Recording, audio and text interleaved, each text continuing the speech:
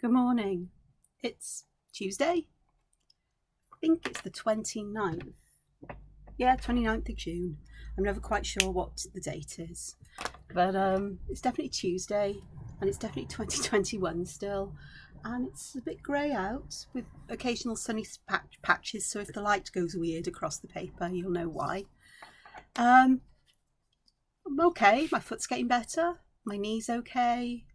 I had a bit more sleep last night, possibly, though possibly not. And I'm just going to see how today goes. I did manage to ink in about 3 or 4, was it 3 drawings yesterday? Nearly 3. The third one was vexing me because I need to change the background of the main cats. And I needed to step away because I was beginning to get tired and my head was getting clogged. So I finished the day there, and that was, sort of like mid-afternoon really, but I'd been working solidly for quite a few hours. I did spend some time after that just to try to get my head in a different space, but it wasn't going to work with the watercolour bugs yesterday, and oh my goodness, did I continue to mess up. Not much more in the way of watercolour, possibly. I think there might be. Yeah, there is over here on this bug, and some others I touched up and added bits to. But I thought, oh, I've got a clear glaze pen. Now the Sakura glaze pens are beautifully shiny, and you can see that on the bug's eyes because I did do them in black. You can see they shine, and I think they look great for bug eyes because bug eyes should be shiny and, like shiny little black buttons. And I thought, oh, I've got a clear one. I wonder what will happen with that on top of watercolour. So off I trotted, got what I thought was my clear one, added it and thought, what's going on here? Something strange is happening here. It's going milky. Oh no. Looked up the number on the barcode, and it turns out it was a white one. It turns out the white fairly well covers the colours underneath, and it does give a kind of, well, it doesn't give a very shiny finish because I used a brush on them. Because something I remembered about jelly rolls, and let me just flip a page back in my sketchbook. I'll do that over here. Because I then, when I realised what I was doing, I thought, right, okay, that is going to be a drawing. It's going to get fixed into my sketchbook with notes around it and reminders, Angela, don't do this. So these were some fungi and things that I'd drawn in bed a couple of nights ago. I used coloured biros, they're broad Bic biros, and here there was some new fine gel pens. I think they were. I thought the ones I picked out were ballpoints, but they're not. The gel pens, and oddly the colour didn't bleed too much. But with these I used I did use the purple colour on here was Magello Mission Gold, as were some of the greens and blues on here. Some were Inktense, because I used Inktense pencils on this one, and these. And I'm pleasantly surprised and pleased with how this has turned out. It's very unusual for me to draw in colours other than black. So I'm a bit chuffed. My only issue is that these ballpoint pens are just a bit too thick for my liking. So I'm on a hunt for finer ones. I've ordered some of the basic colours in the Bic Fine and Bic Crystal Medium, so we'll see how they come, but it's finding others in colours because I'm intrigued by this now. This has got me thinking, oh, I like that. I really love this one. It actually looks quite nice on paper. It looks really quite glowing on screen. And those colours I would never have thought to put together usually, but I did, and I'm glad I did. And the Inktense is brilliant for getting these intense shadows. And over here with the shadow there. For highlights, I used Sakura souffle pens, which are another version of Jelly Roll, but with souffles, they go on translucent. But when they dry to an opaque colour, and it's flat, matte, and shows up. So I added some white spots, but I also added some coloured ones on here. And then some other coloured ones I used using Uniball Signos and I've got a set of those in pastel colours, or more pastely colours, and they're actually quite fun because they're very subtle, very matte, but very subtle against the colour if you choose a similar colour, and they just add that hint of pattern and texture. Something else for me to consider. Then when I was using them, I thought, hang on, these souffle pens and jelly roll metallics and so on, while they're still wet, you can spread them out with a damp brush. These I did here. The Signos, I thought, oh, I wonder if they're waterproof. Turns out, not really. Some of it moves because they're quite powdery. So here I put some ink tents down and bled it out, but a lot of the colour at the end is from the Signo pens. But good to know. Again, I need to annotate this to remind myself what I've been doing. But this is something else I could potentially make use of in adding to traditional media in a fun kind of way. And of course this now is going to become a test piece for everything like that, amongst others, no doubt. No doubt there will be others along the way, but you know, it's no hassle. What is it? It's a piece of paper, bit of watercolour, some time, and it may not have worked out as I'd wanted, but it's incredibly valuable for learning. And that's how I've shifted my mindset round onto this particular bit of artwork or messing around.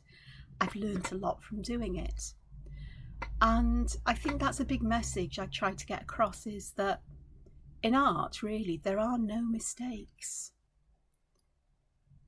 There's happy accidents, things that work out better than you thought they would. You weren't doing what you thought you would, but when you look back, it actually worked out just fine.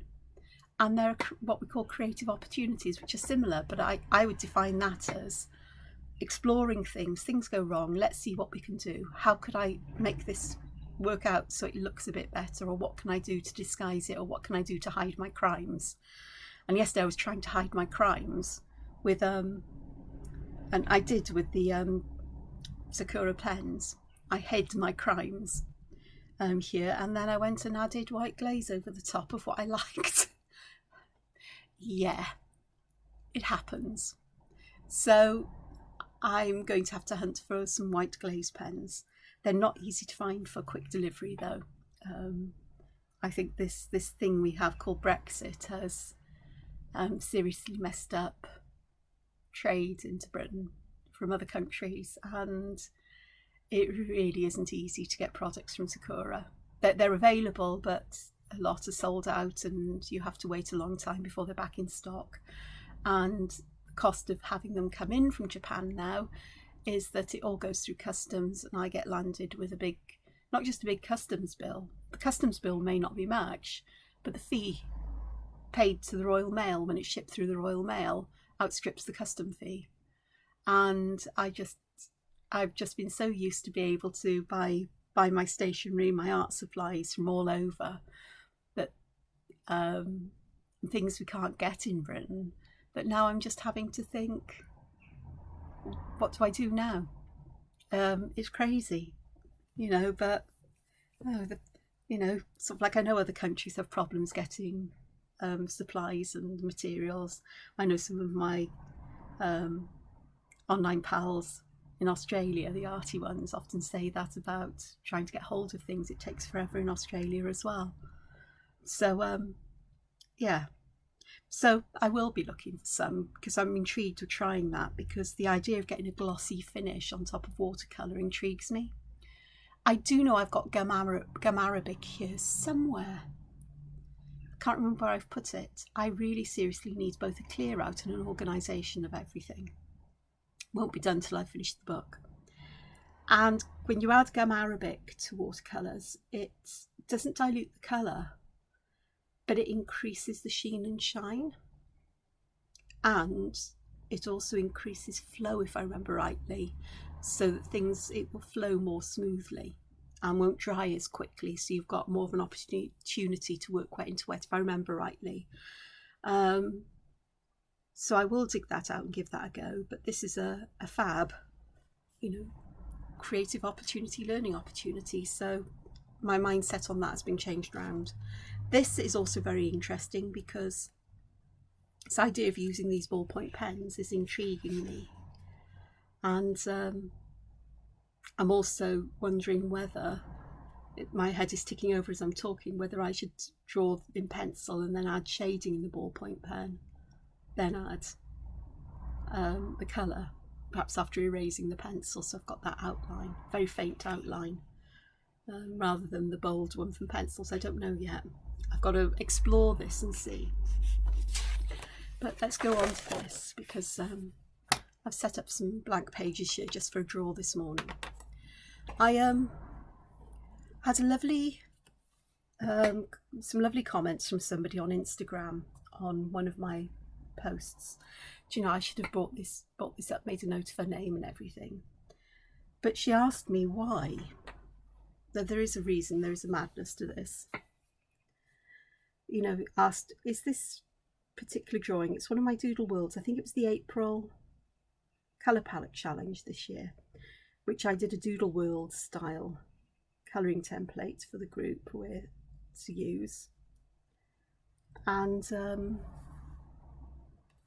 move this over here perhaps a bit.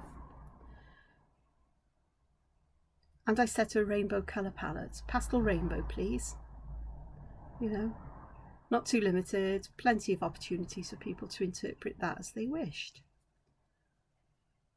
And I had, the group didn't disappoint, there were beautiful colorations of that template. And of course I took part in that challenge as well, though these challenges seem to have gone by the by, although this month, my morning drawing tomorrow will be the monthly colouring template for the group,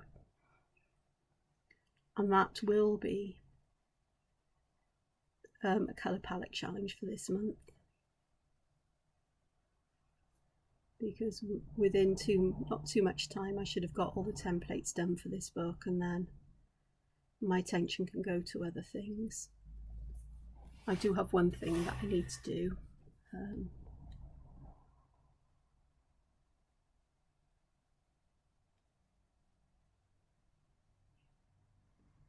But I can fit things around everything, and I really do need to get my head around creating designs for products in my Redbubble shop, and perhaps some self-published colouring books as well. I'm often asked to do one on mandalas. My current publishers just, their opinion is there's too many mandala books out there, and my answer is, but there's none like me. Well, there's none Angela style, but so I think the way forward is to self-publish in the way I did with Doodle Worlds, because again, you know, there was a call for that, but not by my publishers. Too many of them out there. Bit too childish perhaps. As if, you know, sometimes I get a bit frustrated because I think as if adults don't like things that are, you know, pretty childish. But then my Whimsical Cats book is very much in that kind of style, so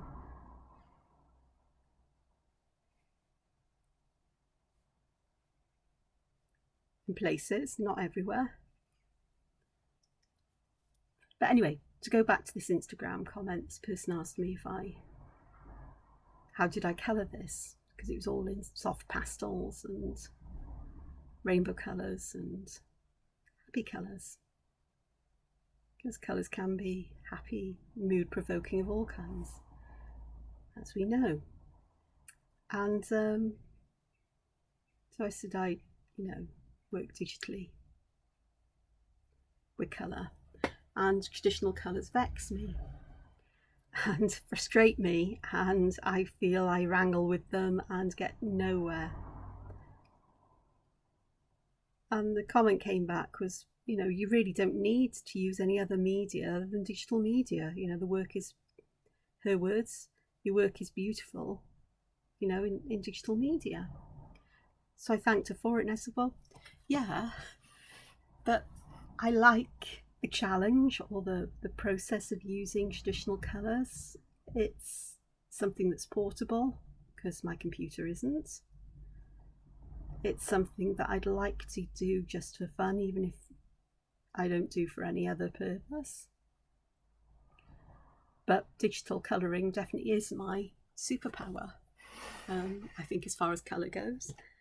And I also explained that it's no easier than using traditional media. It's got its own complications and complexities and, you know, quirks and everything else you need to work with it. There are skills to learn. There's lots to think about and understand. And yeah, there may be some shortcuts, but they don't really save that much in the way of time, because you still have to put a lot of effort in to get an image looking the way you want. I mean, yeah, you can add colour, flat colour very quickly. But the other advantages are that you can edit and change things quite easily, and can work with an image until you get the colour palette that you like, I suppose. I didn't say it in quite so many words because it was earlier this morning and it's still pretty early here. What time is it? Oh, it's nearly 8:30. But I have been awake since about 5:30. Just didn't shift my backside. And I said, but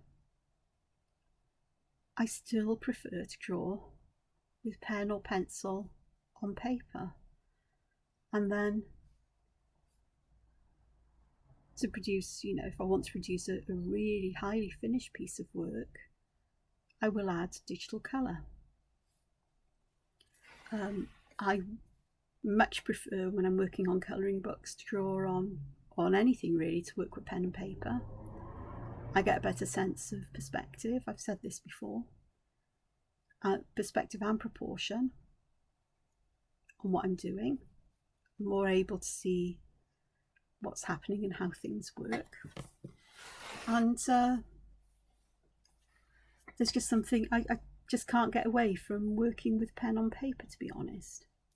And to me, that isn't an issue. For me, that isn't an issue at all.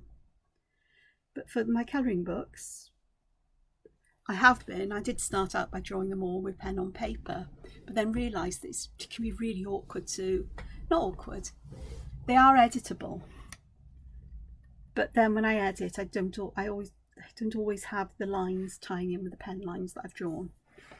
And I waver between doing everything in pen and ink and basically sketching pencil, drawings out, get them approved, then ink them in digitally, because it's easier to make the alterations as I'm going that way,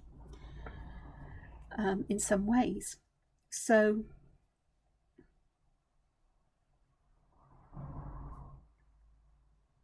there's that advantage. So, you know, what I'm doing here, I could scan in and, you know, redraw it if I wanted to, and alter things as I need to.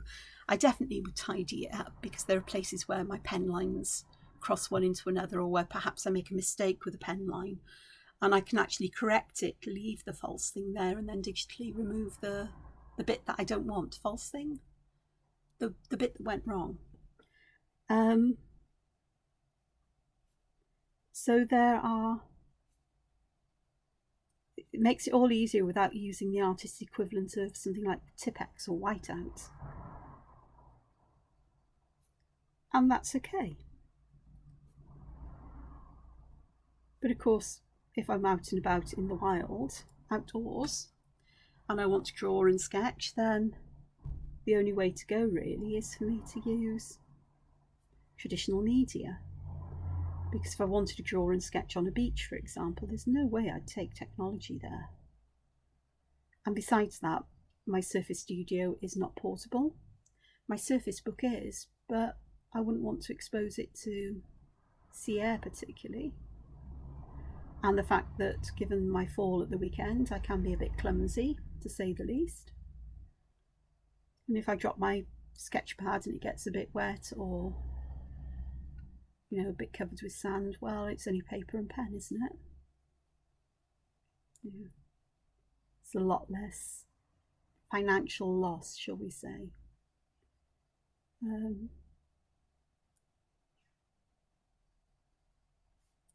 So it's lots of interesting things have come up from that. So, but I'm drawing traditionally today because I just thought that I need to do this before I hunker down to the computer for quite a while today to get some more inking done, and I'm hoping to get some new templates sketched as well, because it needs, I've only got 7 left to do, and I would rather like to get them done by the end of the month, which is tomorrow.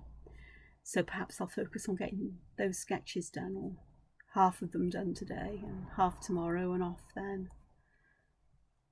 And then the inking can be done over the next couple of days. It is so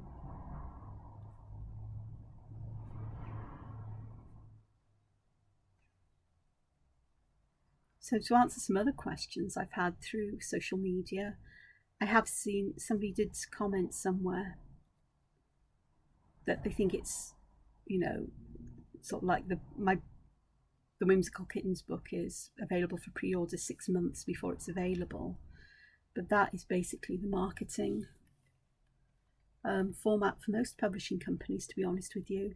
Sometimes I'm waiting over a year for a novel from it being announced to it being available for purchase, and things happen, things get put back, and sometimes it can be a longer wait. And of course for me it will be over a year from the time I sign the contract to the time the book is in print. So 6 months doesn't seem quite so long to me. My contract was signed sort of January this year, early January, but the deadline for the work was June, because they have a workflow at publishers, and they have many authors and artists working for them, and only so many editors and people who put the books together and design the covers and so on, and everything has to go in an order. So they always ask if I need a week or 2 longer to finish work when I'm coming close to completing, because things happen, and as has happened to me over the past year is I seem to be lacking an awful lot of energy. I get a lot of bouts of sickness, and I do query whether it is long COVID or something else. I don't know. And I'm not sleeping very well, and that could be, time of my life, perimenopause. I don't know. I'm well, healthy and well otherwise, so it could be any of these things or a combination of them, or something else, but nothing of any great concern. So anyway, and of course, my fall at the weekend has put me back a bit, as it tends to. There's nothing I can do about that. The jolt of it has really shaken me up.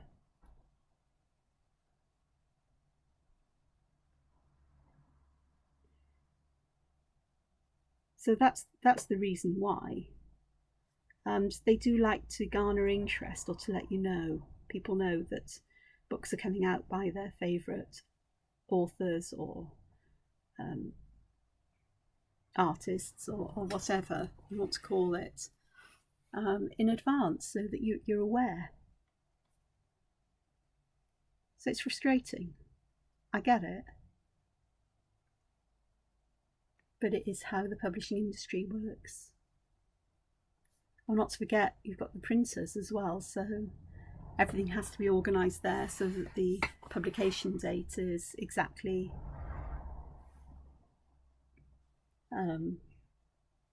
right, so it's not held up by printers, and everything's been slowed down with COVID as well. So it's February, is about 8 months. Normally it will be 6 months.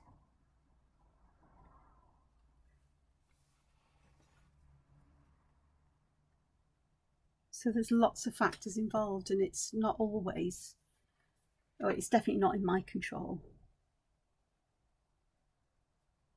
The only thing I have control over really is my artwork,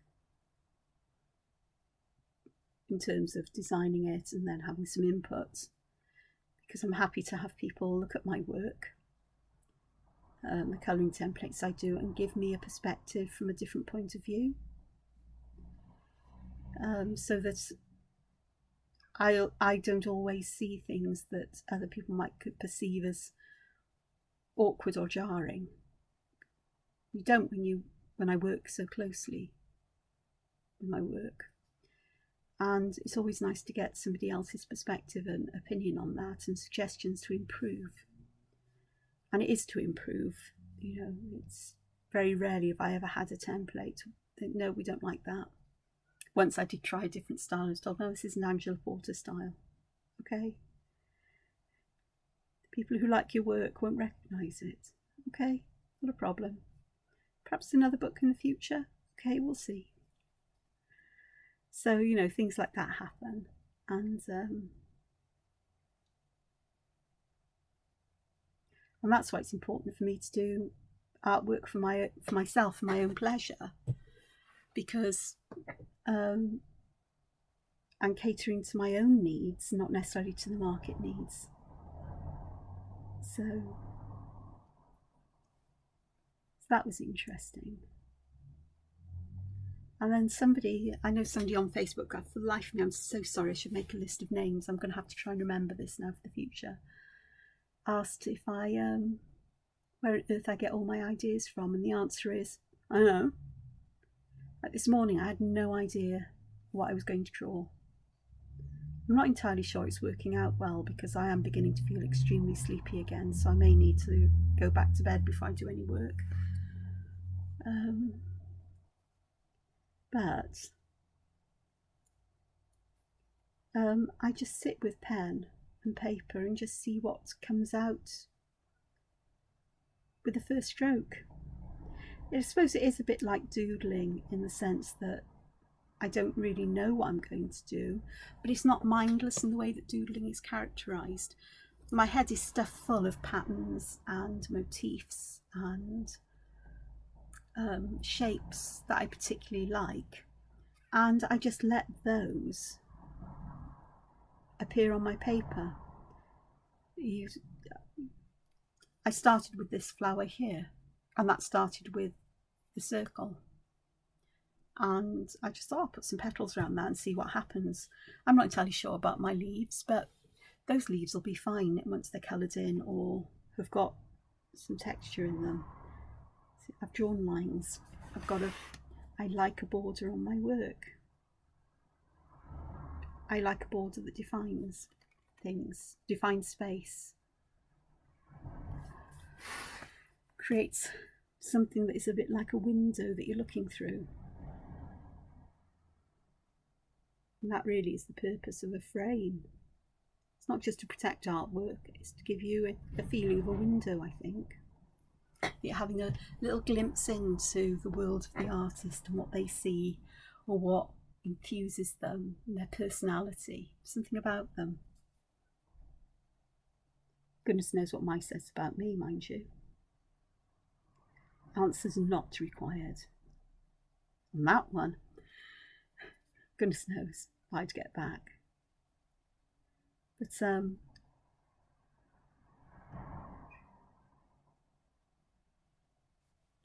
doing a lot of these here. I don't know why. There must be a need for lots of little berries, little seeds, perhaps. So it comes from lots of observation, lots of drawing of things, and just knowing what kinds of shapes and patterns I enjoy to draw. But I also have, I've shown this before, I also have my visual dictionary, or my Zibaglione, my day book, where I record new patterns and motifs that I've seen or come up with for drawings like this. But then others, like the mushrooms I showed you, actually they were from imagination, in inverted commas, from observations I'd made, and I just used what I knew and perhaps changed things a little bit to create something that is distinctly angular. Perhaps not. So those are observations I've made, and I know how some mushrooms look to me. The same with the bugs. I've done some that are fairly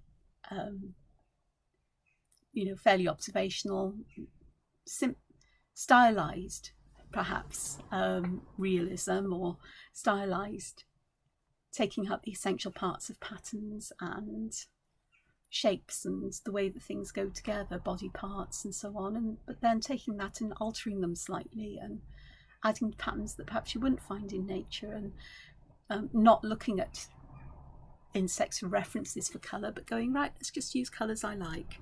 Let's just go with this and see what happens. And because I know that when I try to work with colours from life, from observation, that's where everything goes weird. Whereas if I can work with colours in a more imaginative way, things work out okay, a bit better. So there's that's how I managed to do this.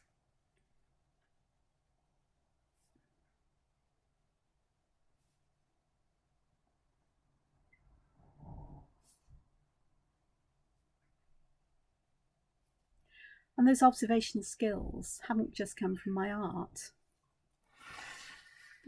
I've been a scientist for much more time in my life than I have an artist. But science requires observation and observational skills. Looking at things, not just glancing, but really looking at things to pick out shapes and forms. And if you need to draw them, to record those more as accurately as you can, but cutting out all the stuff that's irrelevant, that isn't important in some ways, to create something that it's a diagram rather than an illustration. An illustration tells more of a story. It can be realistic or not, but there's a story in it, there's information in it. Art can be just something that's just beautiful to look at, something that, abstract art can be, or it can be photorealistic, or it can be impressionistic, or as many other styles as there are. And but in science, all of those years of observations, of looking at things, learning how to look, is reflected in my artwork. It's about taking things that I'm observing and looking for the important features that define what that something is. So if it was, say, for example, an ammonite, which are one of my favourite fossils, we find them in abundance here on the coast of South Wales, in the coastal areas that are close to me, along the Glamorganshire Heritage Coast, places like Southern Down, Nash Point, and so on. And they're spiral shells of sea creatures that lived in the times of the plesiosaurs and the ichthyosaurs. And looking for what makes them them. In art, it's about, for me, artistically, it's about adding light and shadow to bring them to life. In colour, yes, but often I'd use imaginary colour because the rocks are grey or brownish or whatever. And to bring out shadow and highlight, I'd use black and white, or perhaps colours, dark, medium and white, to bring that out. And as I'm talking about this, suddenly I realise that my artistic style suddenly makes sense to me, where I can find out where all of this has come from. So I observe things both as a scientist and an artist, which results, I think, in this quite stylised form of art that I particularly like. But it's that precise drawing as well,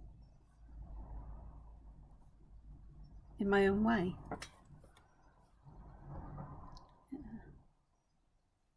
So definitely, you know. So talking about these things, people asking me questions, is really helping me to understand what drives me as an artist, where all of this comes from. In my doodle worlds style drawings with the cute characters and the whimsical cats and so on, they have elements not of art, but my sense of whimsy and cuteness. And I think it also stems, I think and I guess a lot, don't I? But that all stems from my time as a teacher, because making things fun in lessons, helping my students to engage in the lessons, in the work that was done, drawing was always something that nearly all of them would have a good go at, especially if it was very simple, something that they could copy and learn from, not something that was artistic. And of course, scientific diagrams are something main. If you're going to draw diagrams of the apparatus you used in an experiment, then these are going to be simplified.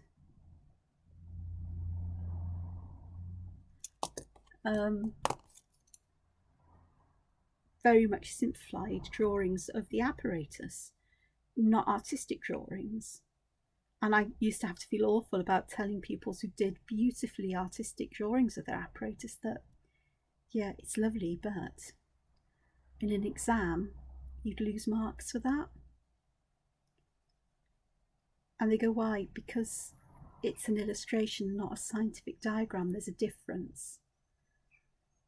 And it was heartbreaking to have to tell them that. And I said, look, you can do the artistic one on paper, keep it in your book, I'll look at it, comment on it, but for the write-up, can you please do the diagram? And most of them would actually say, okay then, yeah, brilliant, we can do that, but do the diagram first. No, do the diagram first, and then if you've got time after you've done all the work and I've seen it and it's fine, then you can do the artistic stuff. And I always kept a supply of nice paper on hand for them to do that on, because it's important. I never wanted to crush any child's sense of worth or value of work that they'd done. But I had to teach them the science way. And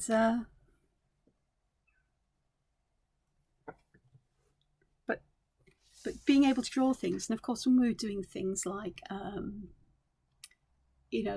classification of living things, animals, and we'd be going through the classes of vertebrates, invertebrates, and so on with animals, they'd say, Miss, how do you draw this? I can't draw one of these. How do you do it? I'll do it on the board. And how I learnt to draw these doodly worldy cartoony style characters, I don't know. I just did it. I think it's observation and just having a good visual memory. And I was able to simplify them into simple shapes and simple forms and help these pupils my special needs pupils who struggled in so many other ways, to be able to do something they could feel proud of and enjoyed doing. And of course I enjoyed doing it as well. It was fun. And they used to challenge me. Miss, an aardvark is a vertebrate. Yes, it is. How do you draw an aardvark? Okay, I need a reference picture. Google and have a look and go, okay, this is how we're going to draw it. Just, if I didn't have that in my visual image. And there was a lot of fun involved in that. And they learnt by doing so as well. It was, if it went over a couple of lessons, they come in the next lesson. Well, they always went over a couple of lessons. And some of them would come in the next lesson. This, dinosaurs are vertebrates. Yes, they are. Where would we add dinosaurs on our list? Well, into vertebrates. And what would you say they're like? Are they birds? Have they got feathers? No. Well, some have. And they went, they haven't. They have. And it would lead down a whole new road of thinking about it, because dinosaurs are really difficult to place. They seem reptiles, but they've got features in common with birds. And there is evidence that they may be warm-blooded. We don't know for sure, but it's really interesting. It's a really interesting debate, which who knows when that will ever be sort of like clarified and worked out. And then you have the ones like, oh, pterodactyls, they flew, they were dinosaurs that were flying. No, they weren't dinosaurs. No dinosaur ever flew. They were prehistoric flying reptiles, yes, but they weren't dinosaurs. Well, how do you know? And then you'd have to look at skeletons and try and explain the difference between the skeletons and the way that the hip bones are joined and everything else. And they go, oh, right. And basically it was anything to keep me away from actual work. But they didn't realise they were really learning at the same time.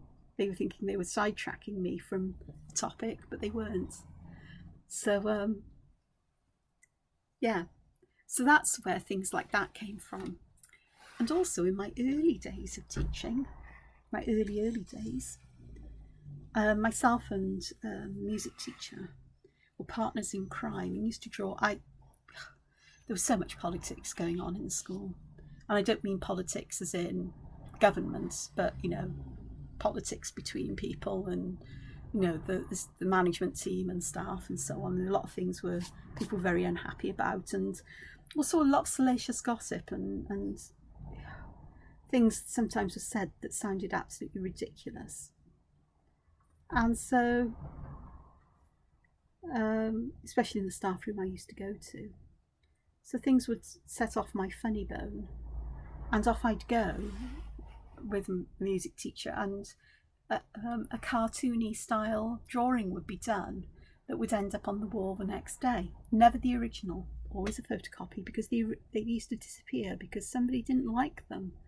We found out who. It was one of the caretakers who felt particularly loyal to the senior management. But it seems that the senior management weren't that bothered, as in there was nothing ever slanderous or libelous about it, and it was all meant in fun anyway. So things like that. And of course that then led to staff training days where I'd always be the one given the big chunky pens to complete the big sheets of paper with the group's workings and findings and ideas, and that would always get drawings to go with it. And yeah, I'd always pay attention. In fact, I pay more attention when I am being creative than anything else. So there's a long history with me without me realising it, where all of this has come from.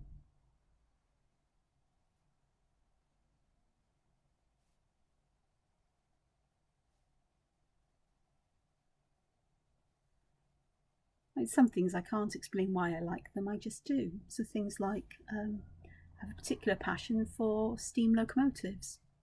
Why? No idea.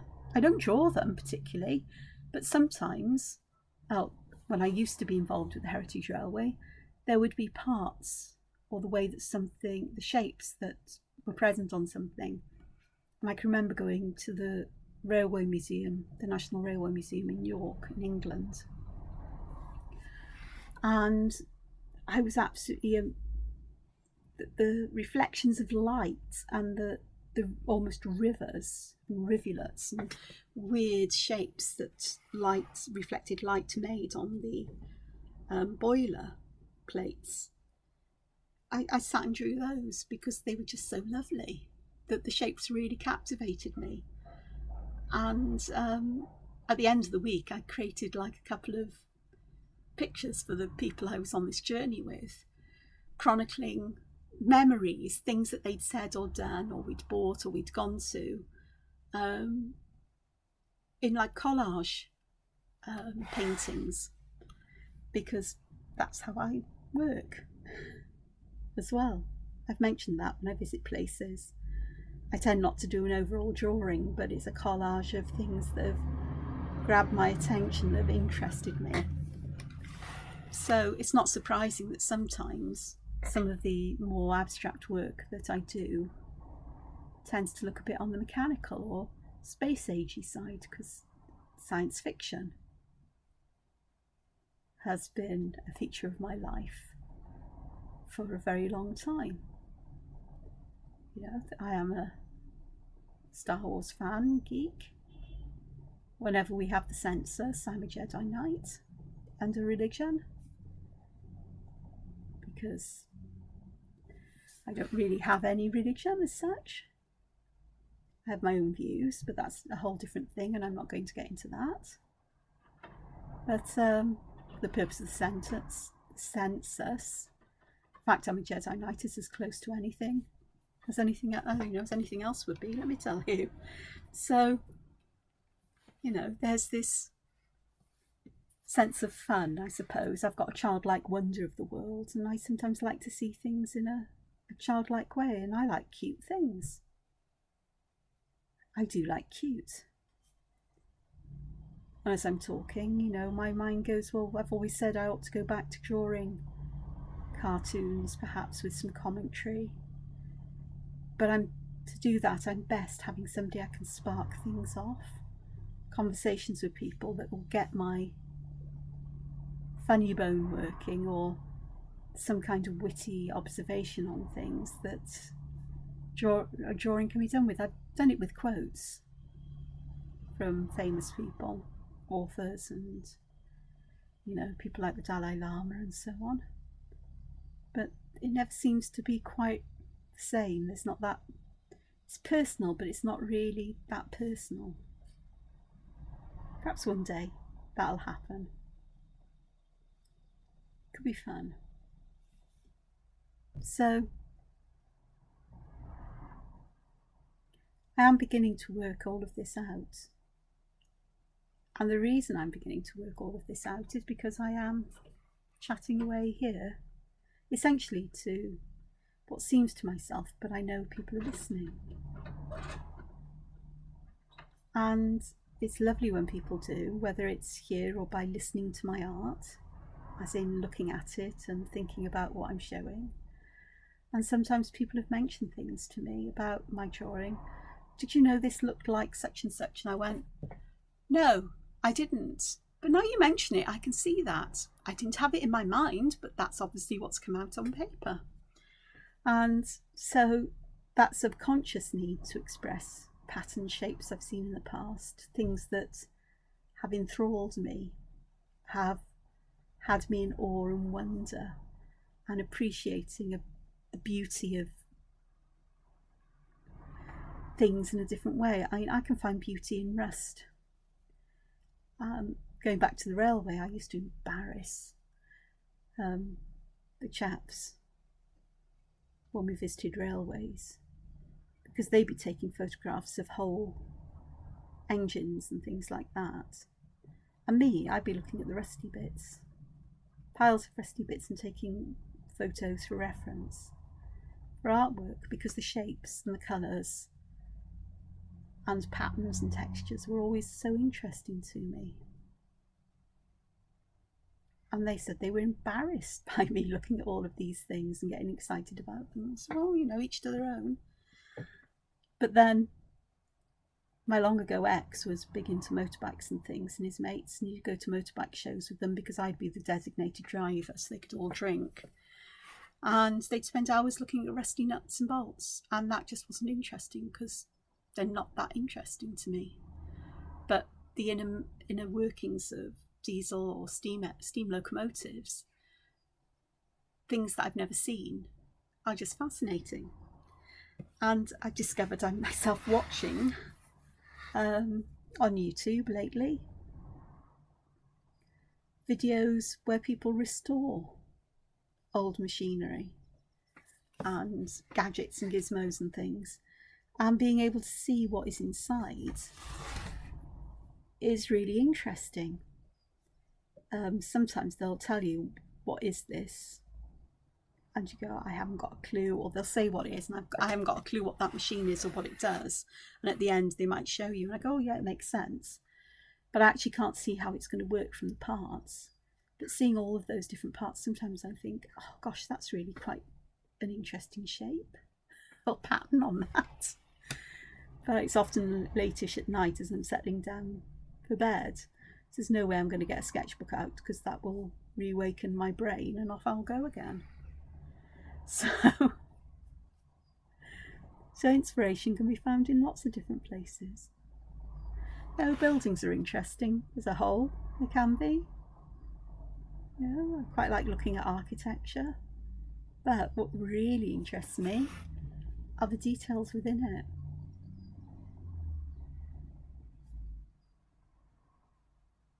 Things like shapes of windows, or in old buildings, arches, and the ornamentation you'd find on roofs or round windows, going back to old churches and abbeys, the beautiful carvings on arches and columns, and in Gothic in the stained glass windows with all that tracery. It's just beautiful. The whole building is, but these individual things have that beauty in themselves, and that pattern, and the repetition of that pattern as well, because repetition is something I particularly like. And as if you wouldn't guess, what am I doing in this? I'm just repeating things, really. And